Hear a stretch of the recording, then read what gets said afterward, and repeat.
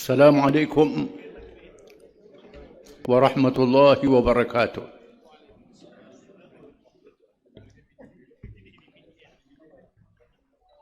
الحمد لله الذي أكرمنا بنعمة الإسلام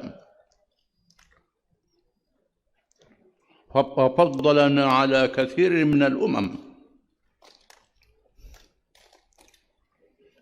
أشهد أن لا إله إلا الله وحده لا شريك له، له الملك وله الحمد وهو على كل شيء قدير. وأشهد أن محمدا عبده ورسوله، البدر الدجى والسراج المنير، والصلاة والسلام على رسول الله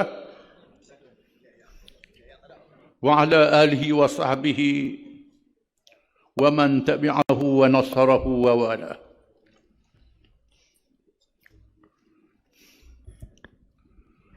Yang dihormati Tuan Pengerusi Tetap, yang dihormati Sahibus Samahah Datuk Mursyid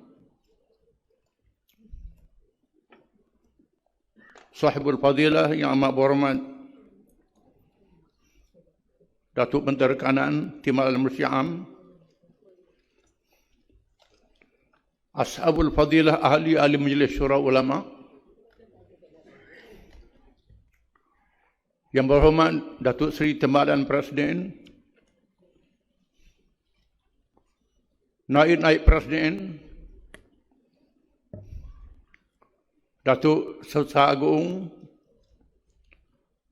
Ketua Dewan Ulama Pemuda Muslimat, Dewan Himpunan Pendukung dan pengurusi As-Sabiqun, yang dikasihi ahli jabatan kuasa PAS Pusat, Sujai PAS negeri-negeri, yang berhormat ahli-ahli, yang berhormat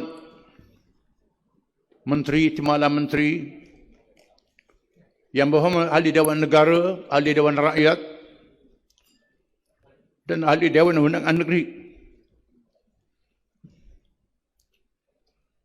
yang diraihkan para tetamu Dip Kehormat, khususnya Tan Sri Datuk Seri Abdul Qadir Syekh Padhir, Presiden Parti Ikatan, rakan daripada Perikatan Nasional dan Perikatan Nasional yang menyaksikan muktamar ini melalui talian, yang berusaha panitia muktamar dan Badan Perhubungan PAS Negeri Kelantan sebagai tuan rumah. Seterusnya yang dikasihi para perwakilan dan pemerhati yang dirahmati Allah, yang hadir dan menyaksikan melalui talian, dengan penuh rasa ukhuwah saya ucapkan ahlan wa sahlan wa marhaban bikum. Selamat datang dan selamat bermuktamar kepada semua para perwakilan, pemerhati dan tetamu yang hadir bagi menjayakan muktamar tahunan PAS kali ke-66 bagi tahun 1442 Hijriah bersamaan 2020 Masihi. Dalam suasana norma baru menepani wabak COVID-19 yang kita mohon perlindungan berterusan kepada Allah SWT supaya dihapuskannya. Marilah kita menghayati firman Allah Ta'ala, wa ati'u Allah wa rasulahu wa la tanaza'u fatafshalu wa tadhhab rihukum wasbiru innallaha ma'as sabirin. Dan taatlah kamu kepada Allah dan Rasulnya. Dan janganlah kamu saling bantah-membantah. Jika tidak, nescaya kamu menjadi lemah semangat dan hilang kekuatan kamu. Dan sabarlah menghadapi segala kesukaran dengan cekal hati. Sesungguhnya Allah bersama orang-orang yang sabar. Rantaian tema muktamar terdahulu, Islam memimpin perpaduan, adalah berkonsepkan perpaduan ummah mengikut petunjuk daripada Allah SWT. Telah kita terjemahkan melalui tindakan yang diambil sebelum ini. Konsep perpaduan ummah yang berpandukan ketaatan kepada Allah SWT dan Rasulullah SAW adalah berteraskan kepada akidah keimanan yang dibuktikan dengan amal saleh, yaitu perjuangan menegakkan Islam yang berdaulat. Pada masa yang sama, kekuatan umat Islam hendaklah dijana agar mampu memimpin masyarakat majmuk demi menghayati keadilan untuk semua. Tema yang diangkat dalam muktamar kita pada tahun ini, Islam memperkukuh perpaduan. Tema inilah yang telah dibuktikan oleh Rasulullah SAW pada permulaan ketika berjuang menegakkan Islam dalam diri, keluarga, jamaah dan masyarakat. Perjuangan yang menjadikan umat baginda Nabi SAW berkuasa sehingga mampu memimpin dunia selama beberapa abad lamanya. Pada waktu itu lahirnya satu tamadun Islam, hadarah Islamiyah, yang memberi sumbangan dan jasa besar dalam segala aspek kehidupan manusia, sehingga berterusan ke seluruh pelosok dunia pada hari ini. Hasil dan tinggalan daripada tamadun Islam diambil manfaat oleh pihak bukan Islam dengan cara yang tidak sempurna. Malangnya, cara yang tidak sempurna. Kerana mereka menganut konsep sekularisme yang memisahkan kehidupan manusia daripada agama, khususnya dalam aspek akidah dan akhlak. Akibat pemisahan agama daripada kehidupan manusia, maka ia telah menjadi punca masalah yang sedang dihadapi oleh dunia pada hari ini. Sehingga manusia menghadapi suatu krisis nilai yang membakar diri mereka sendiri. Firman Allah Ta'ala, Zaharal fasad fil barri wal bahri bima kasabat aydin nas liyudhiqahum ba'da alladhi amilu la'allahum yarji'un. Kesilapan yang berlaku bukan disebabkan oleh Islam, tetapi kerana mereka tidak melaksanakan ajaran Islam yang sempurna. Maka umat Islam yang terpengaruh dengan kerosakan itu juga menerima akibat yang sama apabila mempunyai integriti yang lemah. Oleh itu sudah menjadi kewajipan kepada kita untuk mengembalikan umat Islam kepada petunjuk Allah Subhanahu Wa Taala bagi meletakkan Islam memimpin semula. Islam bukanlah sekadar menjadi agama yang dianuti oleh individu masing-masing, sekadar berjamaah di masjid dan surau, atau semata-mata berhimpun menunaikan haji dan umrah sahaja. Rasulullah SAW telah menunjukkan kepada kita ajaran Islam yang sempurna, termasuk beramal dengan semua aspek kehidupan, seperti perjuangan politik bagi menegakkan negara.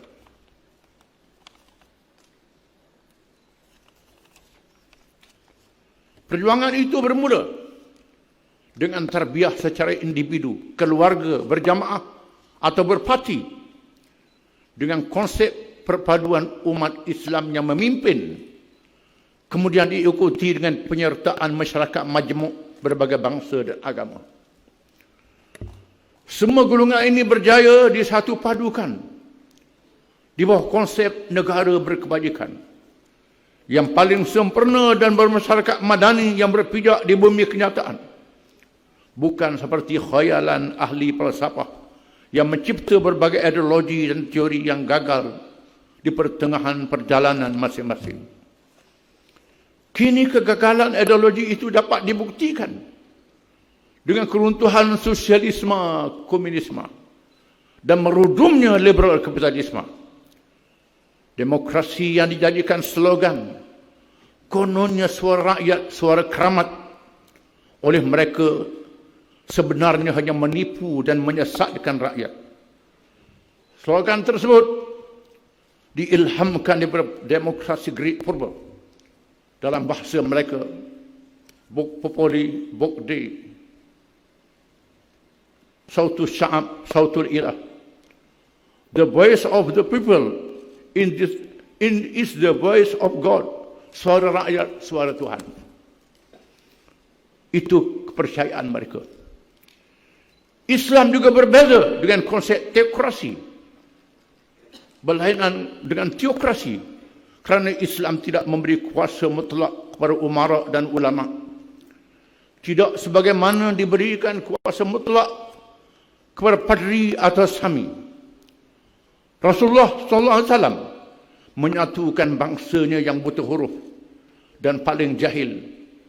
Bangsa Arab yang tinggal di padang pasir yang paling keras hati, sudah menjadi kebiasaan mereka berperang, saling bunuh-membunuh sesama sendiri, dan membunuh anak perempuan yang dianggap tidak boleh membantu untuk berperang. Hanya Islam dapat melembutkan hati bangsa Arab yang lebih keras daripada batu dan menyatukan mereka yang porak-poranda dengan mukjizat ilmu Al-Quran dan kebijaksanaan sunnah Rasulullah SAW. Baginda Nabi SAW memulakan misi dakwah dengan menyatu padukan penganut Islam di kalangan bangsa sendiri. Sebahagian besarnya terdiri daripada kumpulan muhajirin dari Mekah dan kumpulan Ansar dari Madinah. Kelompok Ansar terdiri daripada kalangan Aus dan Khazraj, penduduk Madinah yang sentiasa berperang, namun mereka disatukan menjadi satu kumpulan yang digelar dengan Ansar. Kemudian misi penyatuan disertai oleh kalangan penganut Islam bukan Arab dan diikuti oleh Islam yang tidak ekstrim, diikuti oleh bukan Islam yang tidak ekstrim, berbagai agama, Yahudi, Kristian dan musyrikin.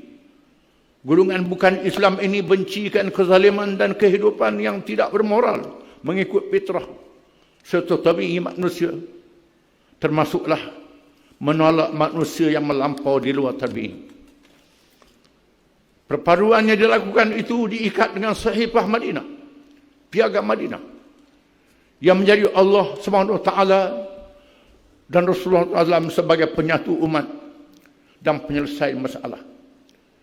Antara kandungan yang terdapat dalam Sahifah yang bersejarah itu ialah wa innahu ma kana baina ahli hadhihi as-sahifati min hadatin al-istijarin yukhafu fasaduhu fa inna mardahu ila Allah azza wa jalla wa ila Muhammadin Rasulullah sallallahu alaihi wasallam. Bahawa sesungguhnya segala perkara yang dan pertelengkahan yang berlaku di kalangan semua pihak yang terlibat dalam piagam ini, yang dibimbingi boleh merasakan, hendaklah dirujuk kepada Allah Subhanahu wa taala dan Muhammad sallallahu alaihi wasallam, Quran dan Sunnah. Setelah terbentuknya Piagam Madinah, maka bermulanya titik tolak penubuhan negara Islam Madinah yang mencipta masyarakat madani hidup secara majmuk sehingga membina sebuah tamadun baru yang menyelamatkan manusia dengan futuhat Islamiyah, pembukaan Islam. Berbeza dengan konsep penjajahan imperialisme yang bercirikan perhambaan sesama manusia dan merosakkan alam.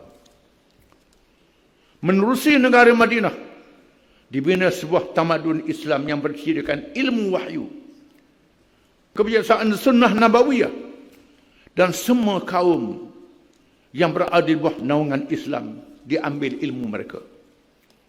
Kita mengalami zaman kejatuhan umat Islam kini akibat dijajah, kerana mereka mula meninggalkan Islam sebagai panduan. Allah SWT telah memberi amaran terhadap bangsa yang cuai terhadap Islam, bahawa mereka akan diganti dengan bangsa yang lebih berpegang teguh dengan Islam dan berusaha untuk menegakkannya.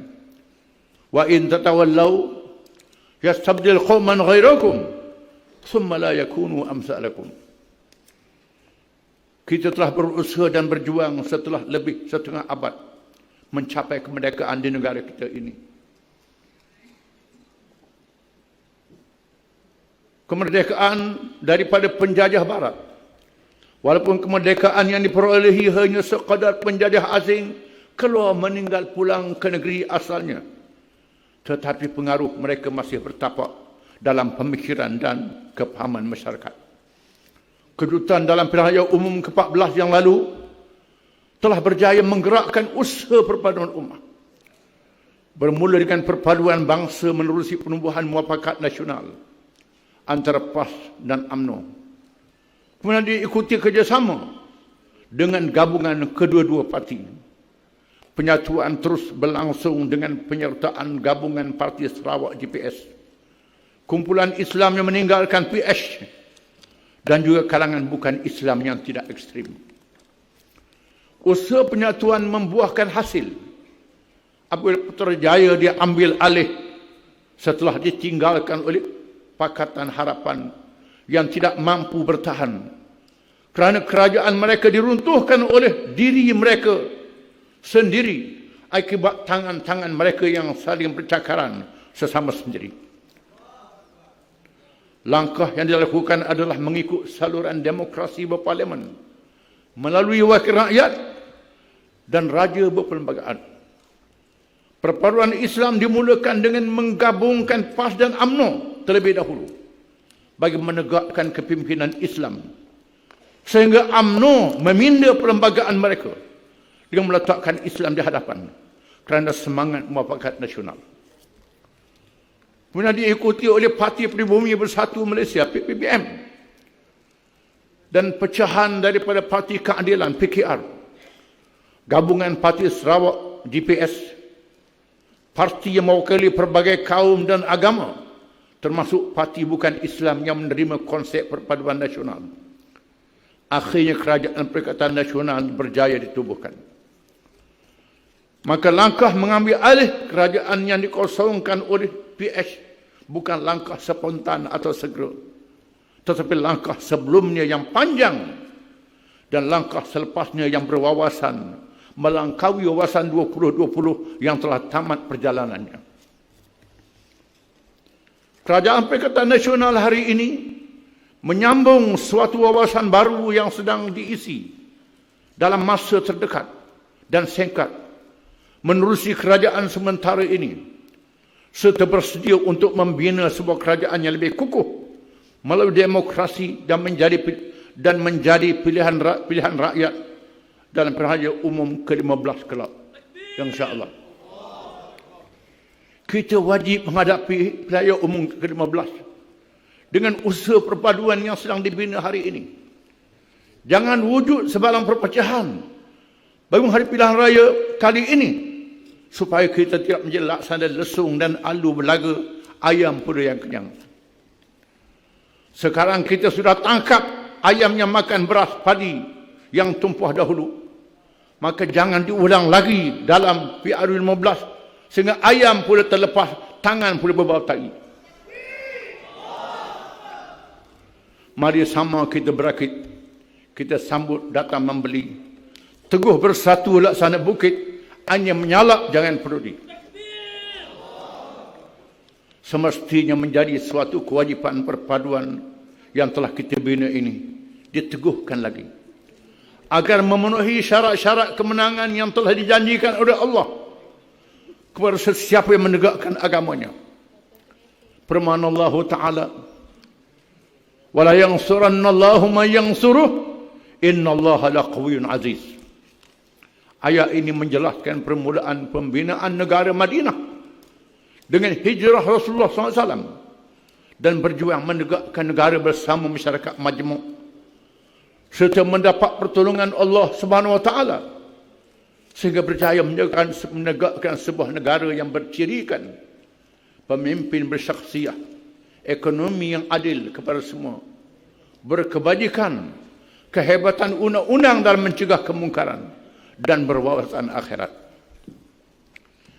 Hijrah pada zaman kita bukanlah menjadi pelarian yang kalah, kerana kita sudah mempunyai tanah air yang merdeka dan berdaulat. Hijrah hari ini ialah berpindah dari pemahaman dan pendekatan yang salah kembali semula kepada Islam yang kita tinggalkan kesempurnaannya, kepada Islam yang sempurna kerana perintah Allah Subhanahu Wa Taala. Ya ayyuhalladzina amanu udkhulu fis silmi kaffah wa la tattabi'u khutuwatis syaitan innahu lakum aduwwun mubin. Wahai orang yang beriman, masuklah kamu ke dalam Islam semuanya. Jangan kamu ikut langkah-langkah syaitan. Sesungguhnya syaitan itu musuh yang nyata pada kamu. Berpandukan pesanan Nabi sallallahu alaihi wasallam yang menghasilkan para sahabat radhiyallahu anhum yang telah memimpin negara contoh dan model. Umar bin Khattab radhiyallahu anhu menegaskan, "Tafaqahu qabla an tusawwadu." Berilmu dan pahami ilmu itu sebelum kamu dijadikan pemimpin. Bukan kamu sendiri mengangkat menjadi pemimpin. Imam Al-Mawardi, seorang ulama dalam mazhab Syafi'i, serta para ulama yang lain telah menegaskan syarat-syarat bagi seseorang yang menjadi pemimpin. Yang pertama adalah adil dengan syarat-syarat yang mencukupi, bermaksud integriti dan akhlak dan marwah yang tinggi. Kedua, ilmu yang matang, boleh berijtihad dalam hukum dan menangani masalah semasa dalam segala aspek bernegara. Kalau tak ada mujtahid individu, berijtihad secara berjamaah. Tegakkan perpaduan umat, perpaduan bangsa yang memimpin.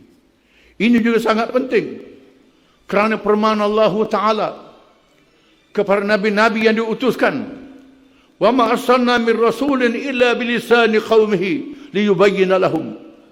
Faydullahu man yasha wa yahdi man yasha wa huwal azizul hakim. Wa laqad arsalna Musa bi ayatina an akhrij qaumaka min adh-dhulumati ila an-nur wa dhakkirhum bi ayyamillah. Inna fi dhalika ayatin likulli sabarin syakur." Walaupun Nabi Musa dan Nabi Harun diutus bagi menghadapi Fir'aun yang zalim, namun Allah menegaskan bahawa kaum mereka terlebih dahulu perlu diselamatkan daripada kesesatan dengan menggunakan ilmu melalui bahasa kebangsaan masing-masing. Allah juga berfirman kepada Nabi Muhammad SAW akan menyeru kepada seluruh manusia, tetapi perjuangan dimulakan dengan marhalah makkiyah. Wa anzir ashiratakal aqrabin, dan berilah peringatan serta amaran kaum kerabatmu yang hampir. Allah menunjukkan contoh Nabi Lut alaihi salam yang diutuskan tidak ada kaum yang mendukungnya. Nabi Lut terpaksa dibantu oleh malaikat yang diutus oleh Allah Ta'ala. Dan Nabi bersabda, "Wa rahmatullahi ala Lut in kana la ya'wi ila ruknin shadid law anna li bikum quwwatan a'awi ila ruknin shadid wa ma ba'atha Allahu min ba'dihi min nabiyyin illa fi sarwati qaumih." Allah Ta'ala kurniakan rahmat Nabi Lut. Sebenarnya dia berlindung dengan satu kekuatan, iaitulah bantuan malaikat. Dan selepas itu Allah tidak membangkit Rasul, malaikat bersamanya kaum yang mendukungnya. Rasulullah SAW turut berwasiat melalui satu hadis Al-a'immatu min Quraisy, para pemimpin paling hadapan mestilah daripada Quraisy. Para ulama fiqh siasah menegaskan kepimpinan yang paling berpengaruh didukung daripada bangsa yang menganut Islam. Dan bangsa yang mendominasi dalam masyarakat pada masa itu ialah bangsa Arab Quraisy. Maka Allah berfirman kepada bangsa Arab yang awal menganut Islam dengan suatu amaran, wa in tatawallaw yastabdil qauman ghairakum thumma la yakunu amsalakum. Jika sekiranya kamu orang Arab berpaling daripada perjuangan menegakkan Islam, Allah akan tukar kaum yang lain daripada kamu, tidak seperti kamu. Maka kepimpinan umat Islam bertukar antara kaum dan bangsa yang menganut Islam secara silih berganti. Kerana risalah Islam hendaklah disampaikan kepada seluruh manusia. Inilah hukum fiqh politik mengikut mazhab Ahlussunnah wal Jamaah. Adapun mazhab yang menolak peranan pengaruh bangsa dan kaum perzaman awal Islam ialah mazhab Khawarij dan majoriti daripada kalangan Mu'tazilah yang dianggap ijtihad yang salah.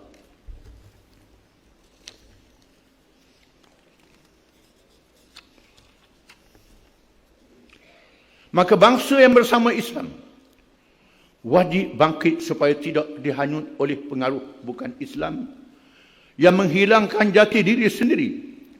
Bangsa itu juga mungkin diselamat oleh kaum lain yang menganut dan menerima Islam tanpa membiarkan mereka ditenggelamkan oleh kaum bukan Islam yang haram diizinkan menjadi wali atau pemimpin para orang Islam berdasarkan firman Allah Ta'ala, ya ayyuhalladzina amanu la tattakhidul kafirina awliya'a min dunil mu'minin aturiduna an taj'alu lillahi 'alaikum sultanan mubina.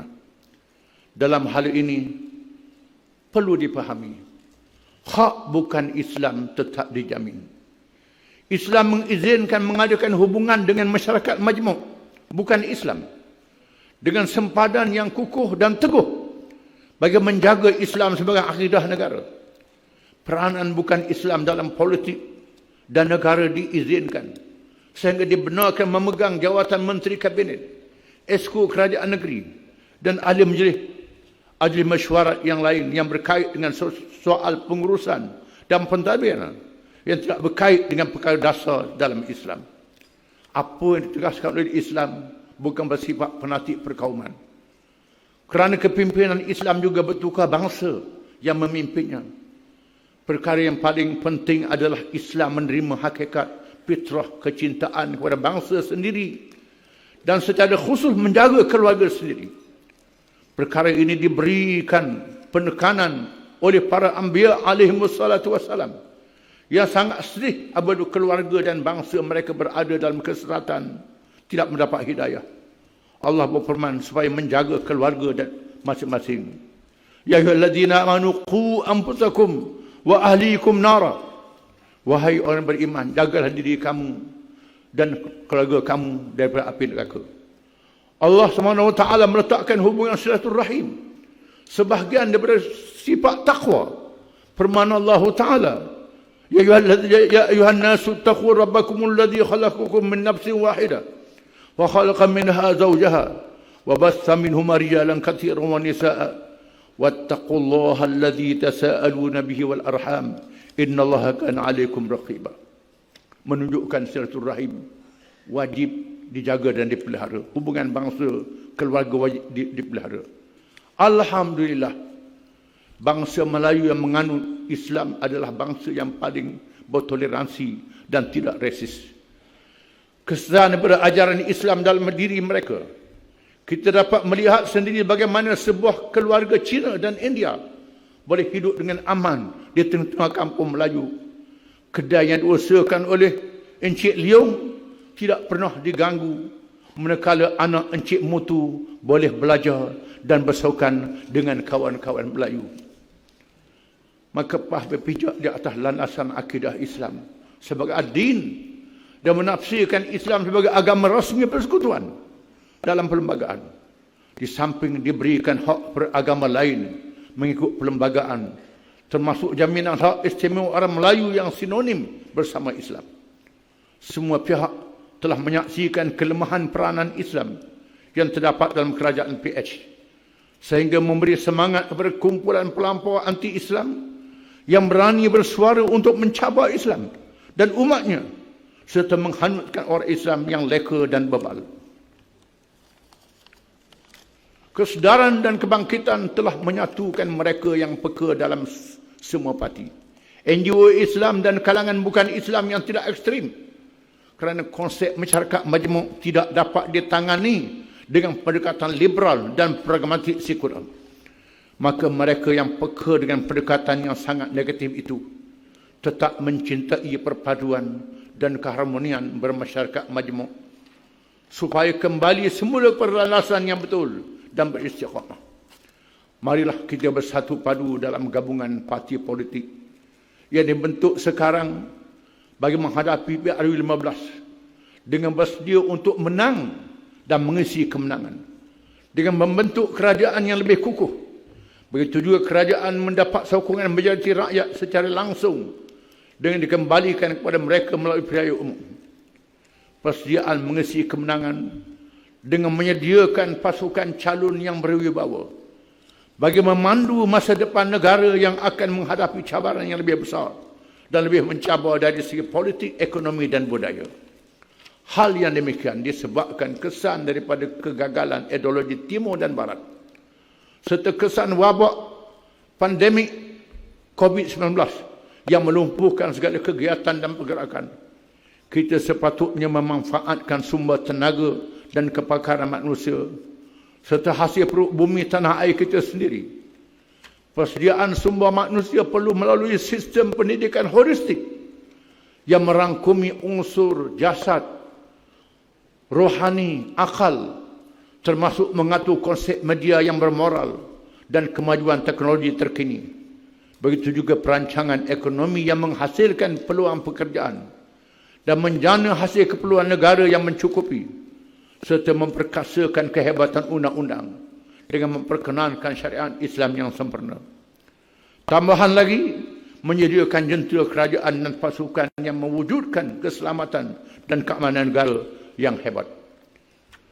Perkara yang paling penting juga ialah mengukuhkan perpaduan rakyat yang bertanggungjawabkan umat Islam bersama masyarakat majmuk bagi melangsungkan perjuangan yang telah ditetapkan oleh Allah melalui firman Allah Ta'ala, Ya ayuhan nas, inna khalaqnakum min dzakarin wa untha waja'alnakum syu'uban wa qabaila lita'arafu inna akramakum 'indallahi atqakum.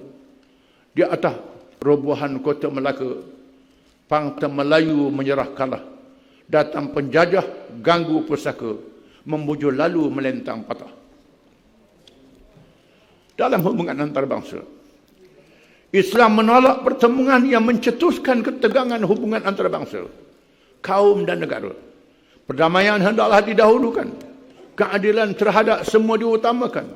Umat Islam wajib menjadi teladan kepada seluruh dunia dengan seruan Allah SWT, Ya ayyuhalladzina amanu kunu qawwamina lillahi syuhada'a bil qist wa la yamannakum shana'anu qaumin ala alla ta'dilu i'dilu aqrabu lit taqwa wattaqullaha innallaha khabirum bima ta'malun. Pembebasan Palestin akan terus menjadi keutamaan. Kita juga perlu sedar bahawa kekacauan yang berlaku di negara umat Islam adalah kerana menjadi mangsa kezaliman oleh pihak lain melalui perang proksi.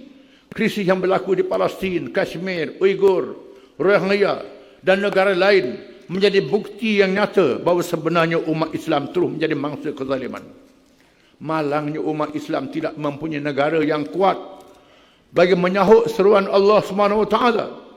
Wa ma lakum la tuqatiluna fi sabilillah wal mustad'afina minal rijali wan nisa'i wal wildan alladhina yaquluna rabbana akhrijna min hadhihi qaryati adh-dhalimah waj'al lana min ladunka waliyya waj'al lana min ladunka nasira. Adapun apapun jua cabaran yang dihadapi, kita wajib memanfaatkan kerjasama dalam kalangan negara seakidah, serumpun dan bersahabat. Di samping terus berpegang dengan konsep perdamaian, hendaklah diutamakan walaupun terhadap musuh yang paling agresif, kerana Allah berpesan, wa in janahu lis-salmi fajnah laha wa tawakkal 'ala Allah innahu was-sami'ul 'alim. PAS telah mentadbir 2 buah negeri secara persendirian, iaitu Kerajaan Negeri Kelantan dan Terengganu, serta memimpin Kerajaan Negeri Kedah dan menyertai kerajaan campuran di peringkat persekutuan dalam kabinet. Bahkan turut bertanggungjawab di bawah kementerian, DLC dan Majlis Mesyuarat Kerajaan Negeri, serta mempunyai kursi di beberapa negeri tanpa terlibat dalam kerajaan secara langsung. Semua lapangan ini memberi peluang pada kita dengan kadar yang terhad. Para ulama menetapkan ma la yudraku kulluhu la yutraku kulluh. Apa yang kita tidak dapat semuanya, jangan tinggalkan semuanya. Kaedah di atas ialah konsep berpandukan firman Allah Ta'ala, fattaqullaha mastata'tum wasma'u wa ati'u. Sekalipun kita tidak mencapai ke peringkat tamkin, berkuasa sepenuhnya, dan masih belum berpuas hati, namun semua alifah yang berada di tempat masing-masing hendaklah menjalankan tugas masing-masing dengan berperanan membawa risalah Islam yang kita tegakkan, sekurang-kurangnya menjadi teladan yang baik dari sisi syakhsiah, integriti dan kemampuan dalam melaksanakan tugas dengan jayanya. InsyaAllah kita tidak menjadi laksana tikus yang berada dalam kepuk padi atau semut yang mati dalam gula. Tidak seperti mereka yang tidak beristiqamah melompat dan melarikan diri daripada PAS sebagai sebuah parti Islam. Allah berfirman menceritakan kisah Nabi Musa AS dan Nabi Harun. Wa qala Musa rabbana innaka ataita fir'auna mala'ahu zinatan wa amwalan fil hayatid dunya. Rabbana liyudillu an sabilik. Rabbana tumis ala amwalihim washdud ala qulubihim fala yu'minu hatta yarawul azab al-alim. Qala qad ujibat da'watukuma fastaqima wa la tattabi'an sabilal ladzina la ya'lamun. Semua ahli parti yang berada di tempat masing-masing tetap menjadi jentera perjuangan yang sentiasa bergerak dengan istiqamah.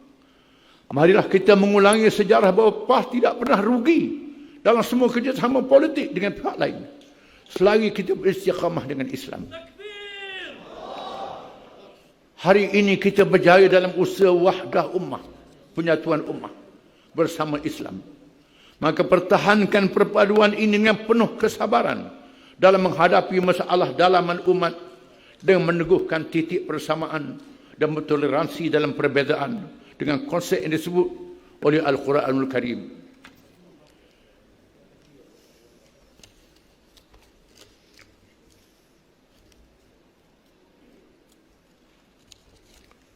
Yaitulah firman Allah Ta'ala, ya ayyuhallazina amanu ma yartadda minkum an dinih fasawfa ya'tillahu biqaumin yuhibbuhum wa yuhibbunah adillatin 'alal mu'minina 'izzatin 'alal kafirin yujahiduna fi sabilillah wa la yakhafuna lawmata laim. Dzalika fadlullah yu'tihi man yasha wallahu wasi'un 'alim. Inna mawlikumullah wa rasuluhu walladzina amanu alladzina yuqimuna as-salata wa yu'tuna az-zakata wa hum raki'un. Wa man yatawallaha wa rasulahu walladzina amanu fa inna hizballahi humul ghalibun. Al-Quran menyebut ciri-ciri yang penting bagi parti yang memperjuangkan Islam. Yang pertama, mencintai Allah dan Rasul. Berkonsepkan Islam secara menyeluruh, bukan separuh-separuh. Yang kedua, merendah diri kepada saudara seagama dan hebat menghadapi musuh Islam. Sikap yang berbeza dalam hubungan sesama umat Islam dan bukan Islam yang berdamai, berbanding terhadap musuh dan mereka yang bersekongkol dengan musuh. Ketiga, berjihad, pengorbanan diri dan harta dilaksanakan bersama tarbiyah berkonsepkan amal melalui tafaquh fiddin. Keempat, berwala, memberikan kesetiaan kepada Allah dan Rasul secara mutlak. Yang kelima, berwala kepada kepimpinan yang beramal dengan Islam. Ciri yang keempat dan kelima ini hendaklah dilaksanakan melalui proses tarbiyah dan bai'ah. Maka di sini terletaknya peranan dewan-dewan, lajnah dan program tarbiyah secara khusus yang wajib disalurkan ke dalam jentera parti oleh Dewan Ulama, Dewan Muslimat, Dewan Pemuda Dewan Himpunan Pendukung PAS. Peranan ini hendaklah diturunkan pula ke seluruh peringkat negeri, kawasan DUN dan cawangan. Semua peringkat perlu mewujudkan jentera penerangan dan dakwah yang sistematik agar maklumat sampai ke sasarannya dengan mengikuti peningkatan teknologi maklumat yang pesat dan semasa serta pendekatan berhikmah. Lajnah-lajnah perlu bergerak mengadakan hubungan dengan semua lapisan rakyat melalui kebajikan, hubungan dengan NGO Islam dan bukan Islam demi membela nasib rakyat dan menyelesaikan segala permasalahan masyarakat termasuklah di bandar, luar bandar dan penempatan pelda.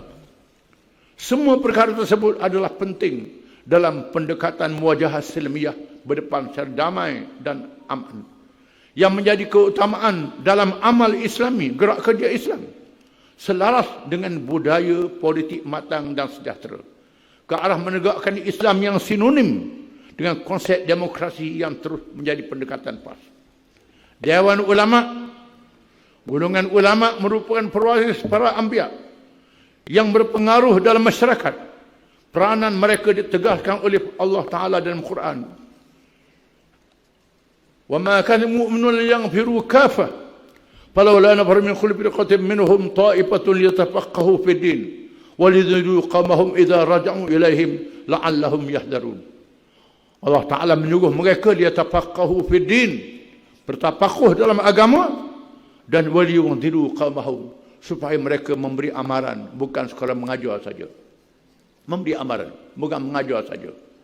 Saya sebut sebagai selingannya, ada kita yang mengajar, ramai yang hadir, tapi tak ada perubahan dalam kepahaman.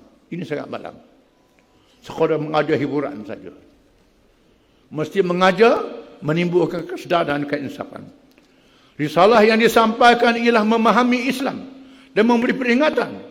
Golongan ulama berperanan menjabarkan ilmu serta melakukan islah dan tajrid bagi menghadapi kehidupan semasa dan cabarannya yang membahayakan. Walaupun mungkin terdapat kalangan ulama yang tidak memenuhi syarat untuk berijtihad bagi menghadapi masalah semasa yang tidak wujud pada zaman dahulu,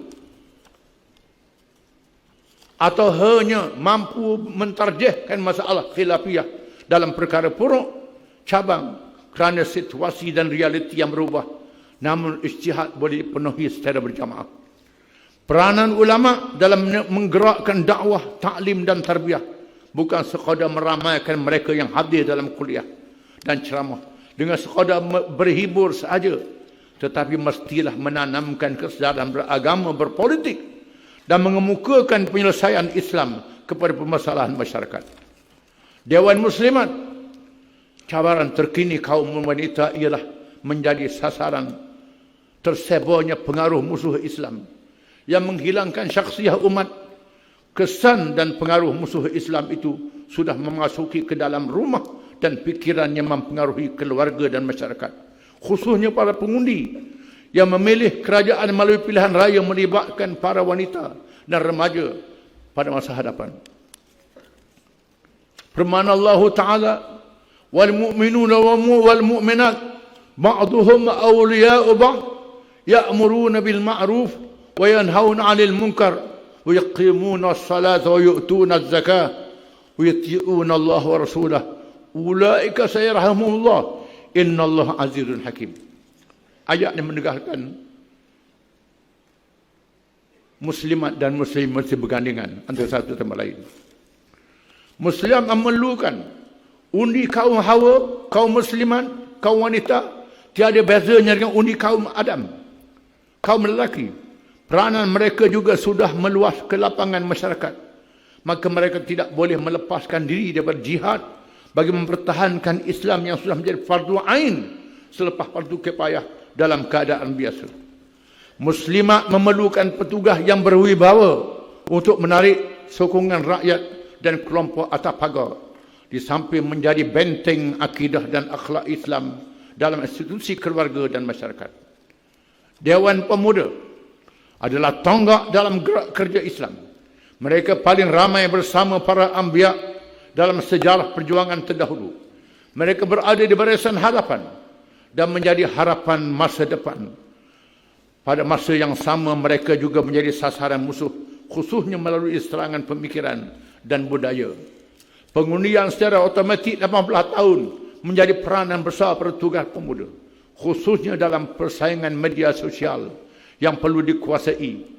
Maka pengisian menyediakan pasukan kepimpinan dan jentera yang mantap perlu dilakukan dengan gigih daripada sekarang dan menjadi model ikutan qudwah pada generasi muda, khususnya menjadi benteng anak muda yang paling menjadi sasaran musuh bagi merosakkan umat dan dipergunakan bagi menentang Islam. Firman Allah Ta'ala, innahum fityatun amanu bi rabbihim wa zidnahum huda. Dewan Himpunan Pendukung PAS, kita telah berjaya memecahkan tembok yang memisahkan kita dengan masyarakat bukan Islam, yang menjadi sebahagian masyarakat majmuk dalam medan perjuangan Islam. Tugas kita bukan sekadar berdakwah terhadap bukan Islam kepada Islam tanpa sebarang paksaan, tetapi menyantuni untuk menyelamatkan semua manusia agar berada di bawah payung Islam yang adil kepada semua. Jika masyarakat bukan Islam di sini boleh bermati-matian untuk menegakkan ideologi asing yang bukan daripada bangsa dan agama mereka sendiri, iaitu ideologi yang dibawa oleh penjajah barat yang telah merosakkan jati diri mereka serta memperhambakan rakyat dan negeri yang dijajah, mengapa mereka tidak boleh bernaung di bawah Islam yang tidak memperhambakan sesama manusia, bahkan menjadikan semua bangsa adalah merdeka? Firman Allah Ta'ala tentang hubungan dengan bukan Islam, la yanhaakumullahu 'anil ladzina lam yuqatilukum fid din wa lam yukhrijukum min diyarikum an tabarruhum wa tuqsitu ilaihim innallaha yuhibbul muqsitin. Satu persediaan untuk hari umur ke-15. Perlu diketahui bahawa kerja pilihan raya bukan semata-mata semangat untuk bertanding kerusi yang banyak saja, tetapi mesti membuat persediaan untuk menang, sehingga memerintah negara mengikut acuan Islam. Tempat dan lapangan bagi menangi kerusi sebanyak mungkin harus disediakan. Maka kerja-kerja seperti meningkatkan jumlah ahli, cawangan dan penyokong, serta memperkukuhkan wahdah ummah bersama Islam hendaklah diusahakan di tempat masing-masing. Jangan hanya sekadar menjadi ahli tanpa melakukan kerja atau menubuhkan cawangan tanpa bergerak. Jangan sekadar meletakkan calon tanpa mempersiapkan cawangan. Jentera dan petugas yang berkemampuan untuk melakukan kerja pilihan raya bagi mencari dan mendapat undi seramai mungkin, bukannya meramaikan musuh. Oleh kerana kita mahu memerintah negara dan negeri atau menjadi pembangkang yang menasihat, berdakwah dan berkhidmat kepada masyarakat, maka parti perlu menyediakan calon daripada kepakaran dan latar belakang dengan seimbang dan seksama. Kadang-kadang kita menghadapi kawasan yang mahukan calon yang selesa untuk diri dan tempat masing-masing, tanpa mengira bahawa parti memerlukan pasukan yang mempunyai pelbagai latar belakang, berkebolehan dan berpengaruh untuk mengisi kemenangan. Kepimpinan PAS wajib membuat keputusan secara tegas dengan mengambil kira supaya PAS dihormati dengan kemampuan memimpin serta berjaya menyelamatkan negara dan umat. Maka seluruh ahli perlu memberikan ketaatan dan wala terhadap keputusan parti yang merupakan syarat dan rukun kita berjamaah. Mandatnya diserahkan kepada Majlis Syura Ulama dan PAS Pusat untuk membuat penelitian dan keputusan dalam urusan terpenting ini. Golongan yang berwibawa dalam PAS tidak akan tercicir dengan konsep kerajaan teknokrat yang kita telah perkenalkan, tetap memberi tempat masing-masing. Tidak semestinya menjadi calon dan wakil rakyat sahaja, manakala mereka yang menjadi calon pula sedia berkorban menghadapi segala kemungkinan apabila ditugaskan. Kita berjaya memilih calon dan tenaga yang beristiqamah melalui tafisan milih Syura Ulama dan ikatan bai'ah yang menjadi rukun perjuangan. Maka percayalah bahawa mereka yang tidak beriman dan beriman akan tetap menerima padahnya kerana Allah Ta'ala memberi amaran. Innal ladhina yubay'unaka innama yubay'una Allah yadullahi fawqa aydihim faman nakasa fa innama yanqutu ala nafsihi wa man awfa bima ada alaihi Allah fasayutihi ajran azima. Percayalah, be'ah satu ikatan yang kuat. Siapa yang khianat akan terima padanya. Akhirnya saya mengucapkan jutaan terima kasih dan penghargaan yang setinggi-tinggi kepada Jabatan Kuasa Penelitian Muktamar yang dikendalikan oleh Pasukan Setiausaha Agung dan Badan Perhubungan Pas Negeri Kelantan, termasuk semua perangkat jentera parti, walaupun dalam keadaan darurat wabak COVID-19 yang menguji masyarakat seluruh dunia. Mudah-mudahan kita mendapat pahala dan fadilat murabitun yang berada di pengkalan masing-masing, berjuang dan bersabar dengan penuh keikhlasan semata-mata kerana Allah SWT. Ingatlah firman Allah Ta'ala, ya ayyuhalladzina amanu sabiru wasabiru warabitu wattaqullaha la'allakum tuflihun. Wahai orang-orang yang beriman, bersabarlah kamu menghadapi segala kesukaran dan mengerjakan perkara-perkara yang berkebajikan, dan kuatkanlah kesabaran kamu lebih daripada kesabaran musuh, dan bersedialah dengan bertugas di tempat masing-masing, serta bertakwalah kamu kepada Allah supaya kamu berjaya mencapai kemenangan. Akhirnya saya rasmikan muktamar tahunan kali ke-66 ini dengan menyebut sabda Nabi SAW, siru ala barakatillah, teruskan perjalanan dengan mendapat berkat daripada Allah SWT. Takbir, Allah Akbar. takbir, Allah Akbar. takbir. Allah. Walillahil hamd. Wassalamualaikum warahmatullahi wabarakatuh.